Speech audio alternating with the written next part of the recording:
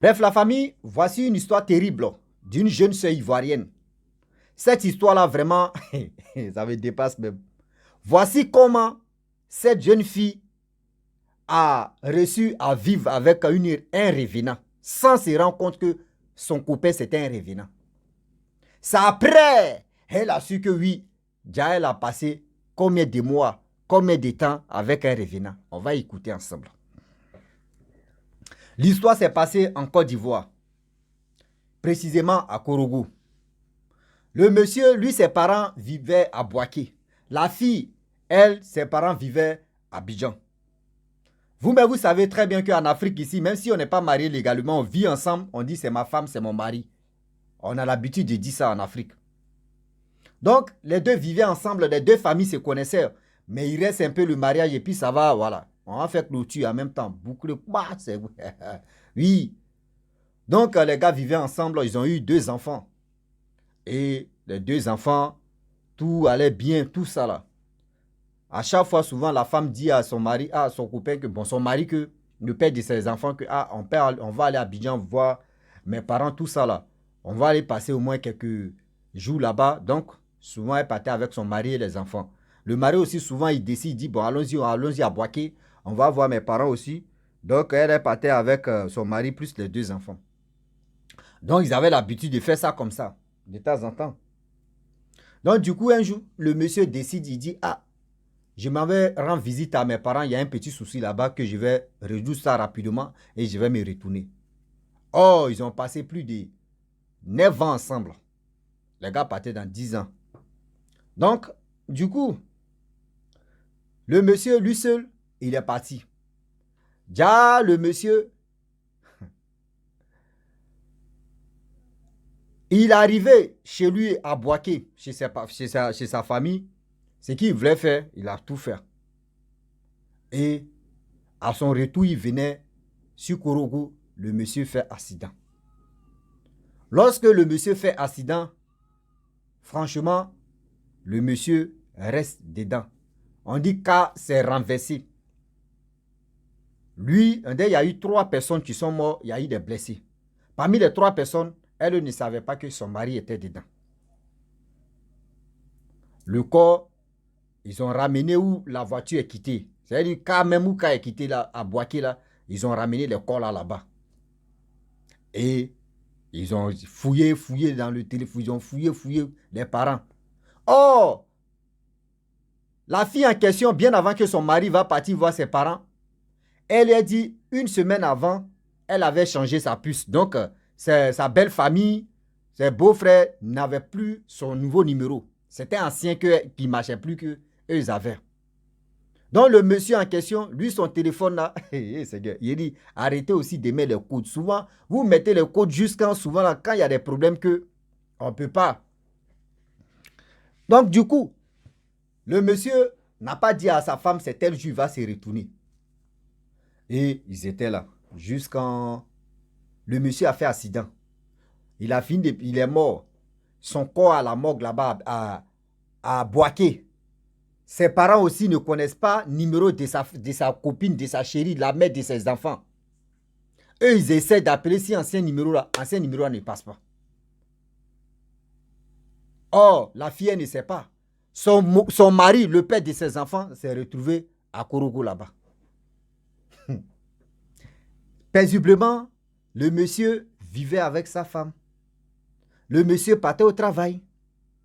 Le monsieur faisait tout. Sa femme appelle son mari, les gars causent bien. C'est-à-dire, le téléphone, tu es là-bas, là. Le numéro, quand elle appelle, là, c'est le monsieur, tu décroches.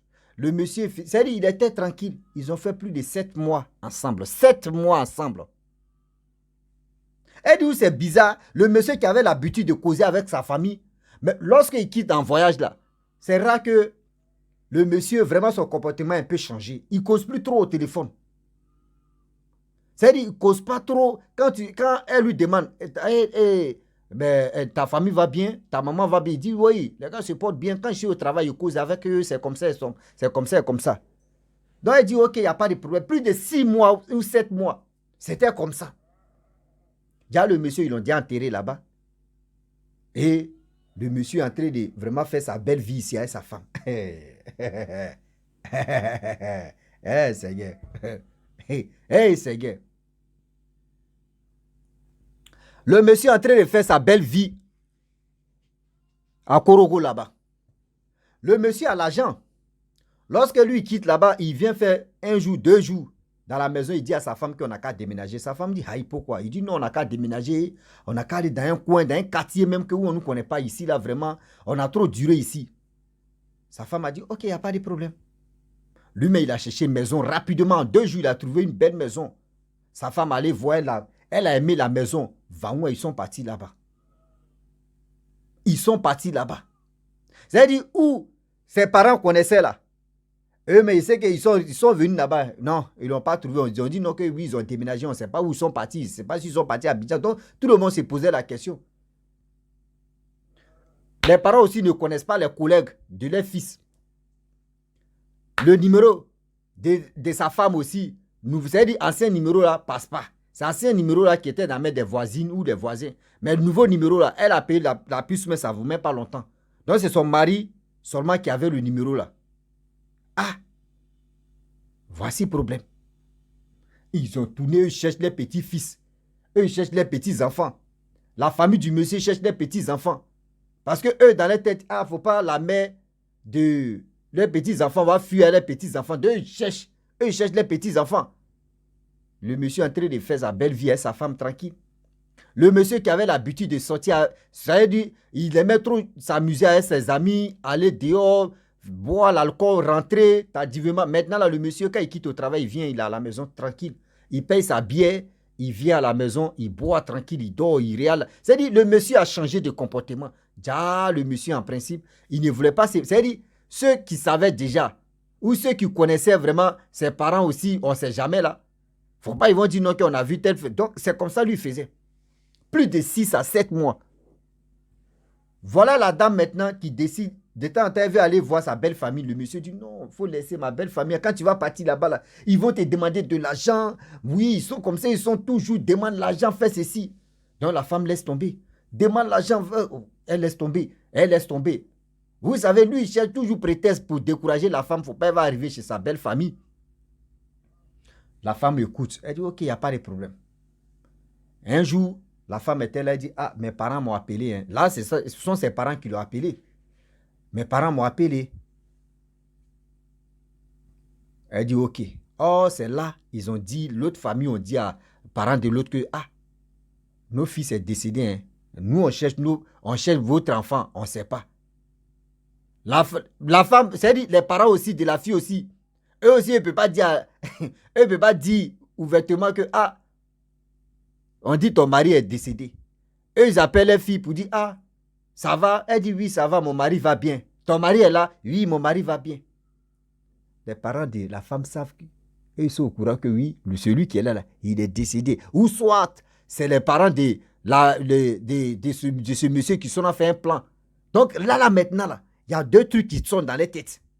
C'est-à-dire, les parents de la fille, eux, ils mettent dans les têtes que le monsieur est décédé. Soit c'est un revenant qui est à la maison, ou soit encore, les parents du monsieur, ils sont fait un coup pour faire vraiment, il ne faudrait pas que, ou soit pour laisser leur fille, parce qu'il a l'argent maintenant. Donc, il y a 2 choses qui étaient dans les têtes. Mais quand ils appellent les filles disent non, que maman, mon mari est là-haut, il va bien, il est tranquille, il prend soin de nous. Et donc, il y a 2 choses qui étaient un peu dans la tête. À chaque fois, les parents appellent. Les parents appellent un jour, les parents ont décidé de dire, ah, ma fille, viens avec les enfants et viens, on va voir nos petits enfants. Elle a dit, ok, il n'y a pas de problème. Elle a fait programme. Elle a dit à son mari que, ah bébé, mes parents m'ont appelé, ils m'avaient à Abidjan. Donc, je ne vais pas durer là-bas. Mes parents veulent voir leurs petits enfants pour que, au moins, on puisse se retourner. Il a dit, tu vas aller faire combien de jours? Elle dit, non, je vais faire au moins 1 semaine à 4 jours là-bas et je vais me retourner. Parce que je ne vais pas trop durer là-bas. Le monsieur a dit, ok, il n'y a pas de problème. Il a donné l'argent, tout ça là. La fille, elle allait prendre le ticket. Or, le ticket qu'elle a pris Ça veut dire le monsieur l'a accompagné à la gare, déposé à la gare, lui s'est retourné à la maison. Elle était avec ses 2 enfants à la gare de UTB. Elle emprunte. Elle s'en couper le ticket de Boaké. Elle veut descendre, voir sa belle famille. Des belles familles maintenant, aller à Abidjan. Elle va dormir là-bas et le lendemain, elle va aller à Abidjan. C'est comme ça qu'elle a programmé, elle allait prendre le ticket de Boaké. Il y a longtemps là. Elle arrive à Boaké, elle descend, elle prend les enfants, elle arrive dans la famille. Les gens disent, mais, ma belle-sœur, qu'est-ce qui se passe? Depuis fort longtemps, on t'appelle, jusqu'à on allait à Korogo. Votre maison même, on a demandé, on dit, on ne sait même pas où vous êtes rentré. Ça fait plus de 6, ça fait plus de 7 mois qu'on vous cherche. Nous, on pensait que tu avais fui avec nos petits-enfants. Merde! Mais qu'est-ce qui n'a pas marché? Tu as quel problème? Ou soit c'est le choc là qui t'a rendu comme ça. C'est quoi? Aujourd'hui, c'est-à-dire, eux, ils pensaient que... Parce qu'ils ont déjà dit à la famille de la fille, eux pensaient que la famille de la fille ont déjà dit à leur fils et à leur fille que son mari est décédé. Donc maintenant ils disent, toi depuis, ou soit c'est la mort de ton mari là qui t'a rendu comme ça, que tu es allé cacher les enfants, ou soit tu es fatigué maintenant. Elle dit, la femme dit, vous dites quoi là même? On répète, on dit, aïe. C'est la mort de ton mari qui t'a rendu comme ça, ou tu as quel problème? On t'a jamais connu comme ça. Elle dit, mais quel mari qui est décédé? Il est décédé. Mais attends, je vais l'appeler. Elle appelle son mari, le numéro, ça ne passe pas. Elle dit, aïe. Elle a commencé à pleurer. Mais je ne savais pas. Je l'ai laissé tout à l'heure là, je l'ai laissé à la gare. C'est-à-dire, désolé, mais tu nous as laissé à la gare et puis il est parti à la maison. Moi, je viens. Mais depuis quand? Il est mort de quoi? Il a fait qu'elle.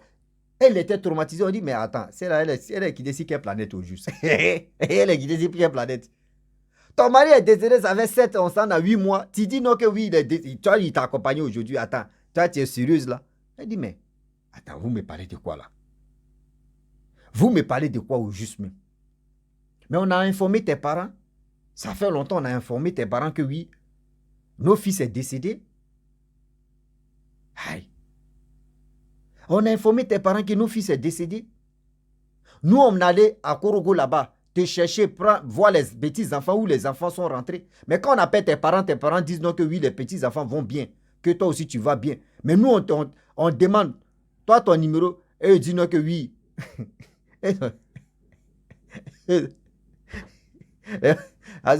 Les parents disent ainsi, Messenger, les gars, vous parlez. WhatsApp n'existait pas. C'est Messenger qui était à la mode. Messenger, même nous-mêmes, on t'envoie des invitations, tu ne vois pas. On t'envoie des messages, tu ne vois pas. Elle dit, aïe. Mais attends, il est mort, ça fait combien de temps? 7 mois maintenant. Mais attends, c'est qui vous dit là? Vous êtes sérieux là? Ah oui?